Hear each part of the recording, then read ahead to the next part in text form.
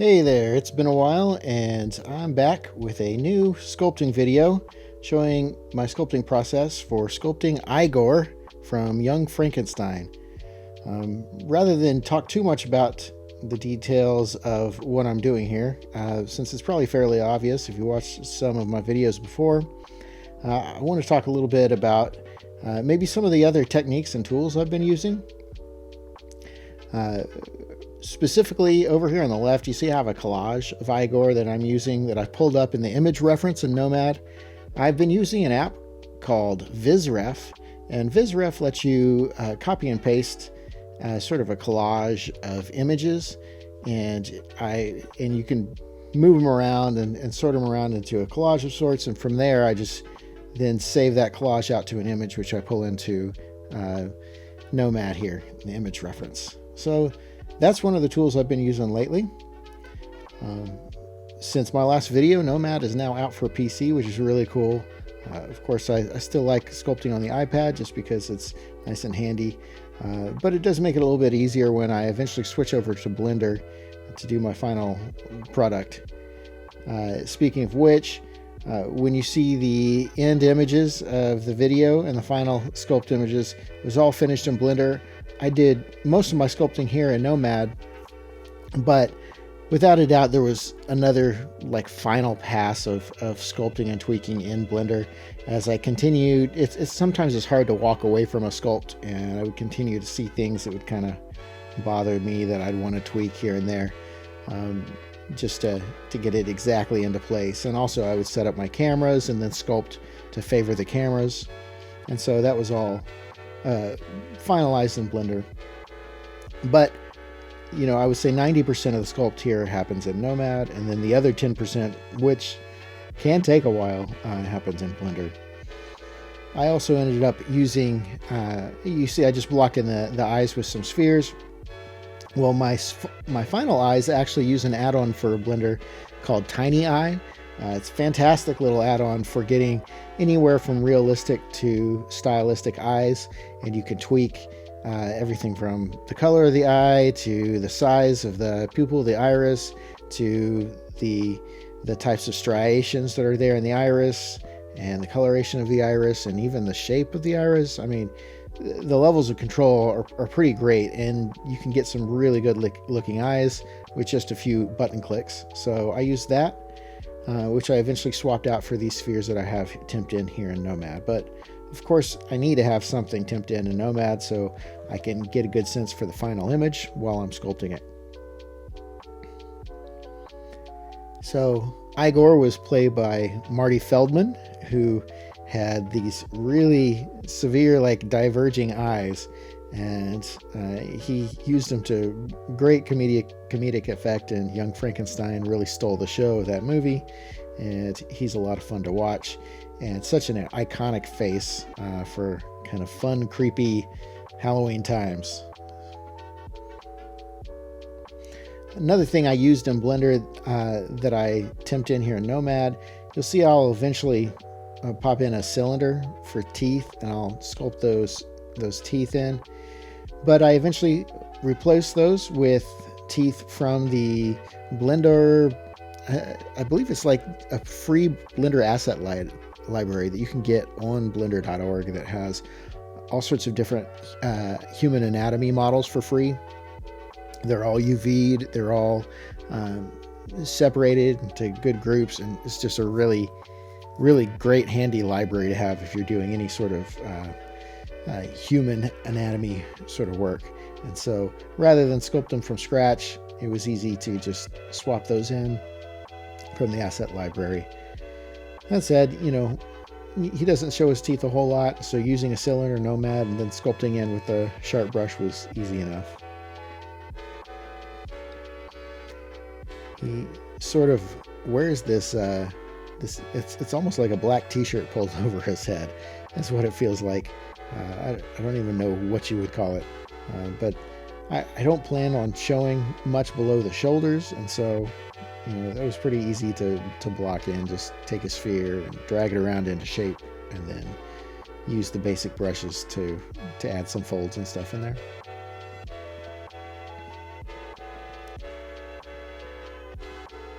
So, it's kind of interesting using the reference we have because it's all black and white, at least from that movie. When I did the final color pieces, I did look up some other images of Marty Feldman that were in color for a little bit more help of reference. I've got a lot of pretty extreme wrinkles and folds in here, which I kind of fought because the wrinkles and folds really give him this Igor sort of look. But at the same time, he's not terribly young in this, or sorry, he's not terribly old in this film. So, he's not a really gaunt, wrinkly person.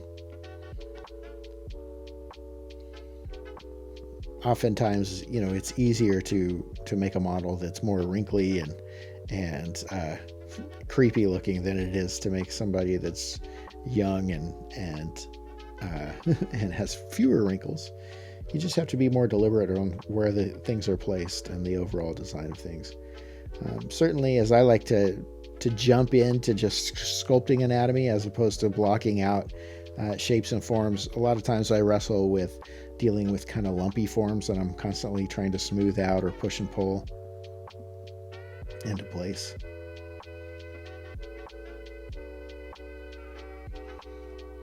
And so while I did final color and texturing in Blender, I went ahead and did do a color pass in Nomad just to kind of nail the look as close as I could. Again, to try to get it basically 90% there before I went and did the final pass in Blender. One thing I did look forward to doing in Blender and I had a lot of fun with is adding hair. It's pretty easy to do hair once you get the hang of the overall process. The hair uses geometry nodes in Blender and it can seem pretty intimidating, but there are a few tricks that once you get the hang of, it's really not too bad and it goes pretty quick and it's easy to get really good looking results. So I did that. I gave him eyelashes, I gave him kind of facial hair, stubble, and a tuft of hair on top in Blender, and brows as well. Here you see I've broken the symmetry. I take the symmetry as far as I can, and then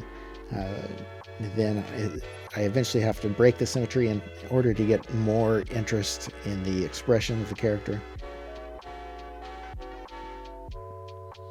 And I've added more detail in the folds on his garb that he's wearing.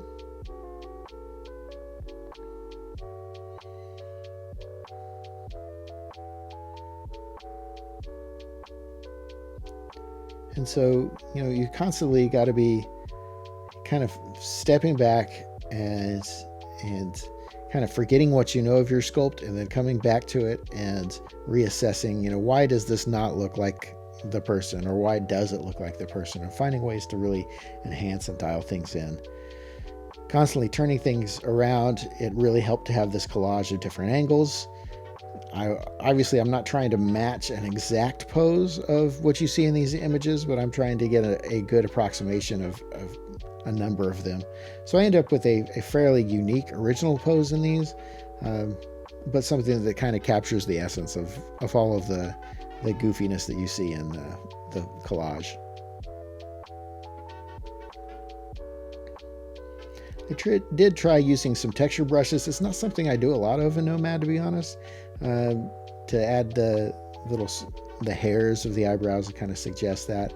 And I eventually do use some texture brushes to try to work in some kind of skin texture and pores. It's not too often I go for almost a photorealism, almost a photorealistic look, but I did try to push myself in that area.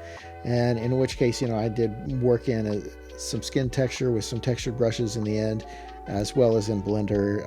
I even, painted in some skin pores and tried to use some skin textures to really bring about that photorealism. I think my end result isn't quite 100% photorealistic, but it does lean towards that vein, like maybe something that, you might think of like maybe Polar Express, although these days that's considered so uncanny. I think it kind of leans in maybe that sort of vein of photorealism.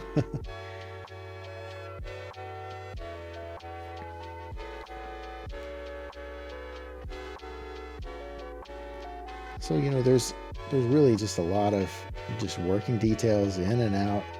It's nothing that you haven't seen me do before. Pushing and pulling with the move brush, using a lot of sharp brush to work in wrinkles. Here you can see I'm adding the cylinder. I work that in to block in the teeth. I then voxelize the cylinder so I can begin sculpting teeth. Once again with a sharp brush, smooth brush, just the basic tools I'm always using. So that's just the sharp brush there that I'm working in the forms of the teeth. Makes it easy, you can kind of just draw them in more or less. And I do go back through with the pinch brush to try to pull those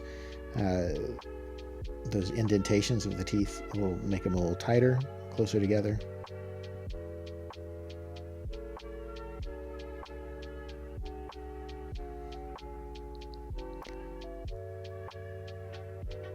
And so one of the reasons I did the sculpt is because one of my sons is really into building animatronics, and he's interested in building out an Eyegore animatronic. We were trying to think of what would be a fun Halloween animatronic if we were to make our own, and Eyegore came to mind because he captures just a lot of the fun and whimsy of along with the creepiness of Halloween. So we thought he'd be a lot of fun to do. Plus, we could get audio from the movie itself and work that into what the character might say. So I think big plans for the sculpt would be to make it printable and print out a mold and then make a latex mask from that mold. That can be quite an involved process, but won't be ready in time for this Halloween, but hey, we've got a year to work through it. And, really when you're building animatronics like this, especially with him, you're just concerned about the face and the hands. Everything else is just clothing over foam forms, so nothing too difficult.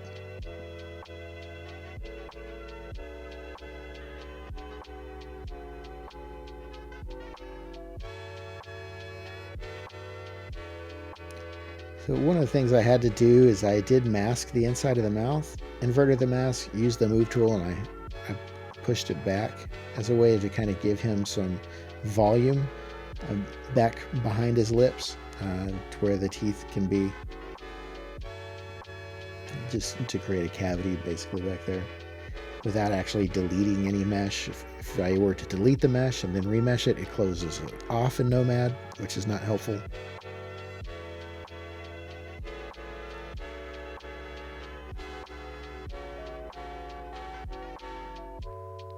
Continuing to play around with the wrinkles of his face. Once again, just kind of, I'm battling him looking too old and wrinkly versus him having kind of that cheery grin that he has and the wrinkles that he actually has.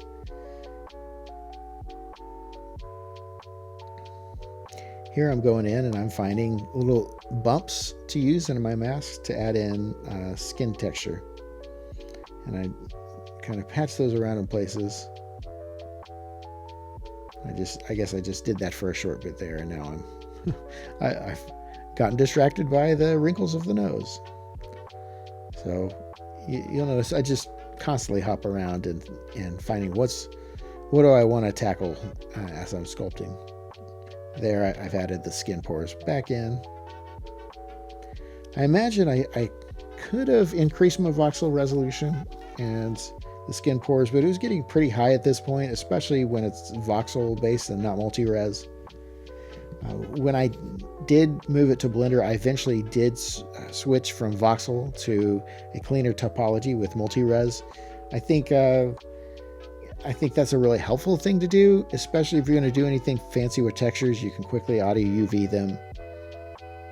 And one of the tools I use for that is Quad Remesh, which is also available here in Nomad. Quad Remesh is an absolutely essential plugin. So I've got that both for Nomad and Blender. I probably could have Quad Remeshed it here in Nomad and then applied the topology, but at this point I just waited until I got to Blender to do that. Here you can see I'm going in and adding the paint and the color to the eyes. I gave him yellow eyes, but eventually when I went to the color images, I had found Marty Feldman. He's actually blue-eyed, and so I eventually make that change. Again, these eyes get swapped for the tiny eye in Blender. So while it's fun to kind of play around with those, especially for the look in Nomad, ultimately what matters is what I end up with in Blender. Same with these eyebrows. And I suppose the paint job as a whole gets reworked in Blender. Although with Nomad, I am able to pull over the color information from Nomad. However, because I do the quadra mesh and I do an auto UV in Blender, it was I ended up just reworking those colors. Here's something you don't actually see me do a lot, which is using the hide tool to get into hard to reach places. It's something I should do more. I tend to forget that I can. When you've been with Nomad for so long, you forget about a lot of the nicer features that they have, and such as polygroups and stuff, which are extremely helpful, but a lot of times you just kind of forget about them. You get so used to just working without them. So definitely a fault of that.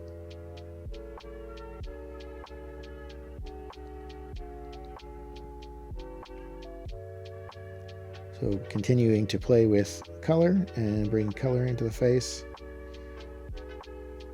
I eventually need to switch from the current shader to one that's got subsurface in it. Subsurface scattering adds a lot when it comes to getting skin to look right. And so right now it just looks like a shiny painted model, but eventually I add that subsurface in. So there I'm adding it already. It looks better. Looks a lot better. Still can't beat the subsurface that you get in something like Cycles or even Eevee. Here in Nomad you can get it looking good, but nothing beats Cycles or Eevee when it comes to something like subsurface and skin.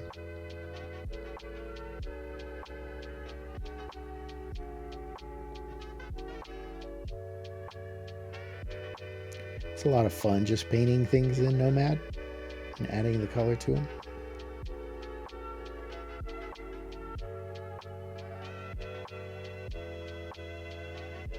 Dialing in teeth, kind of making some darker colors in the gaps of the teeth.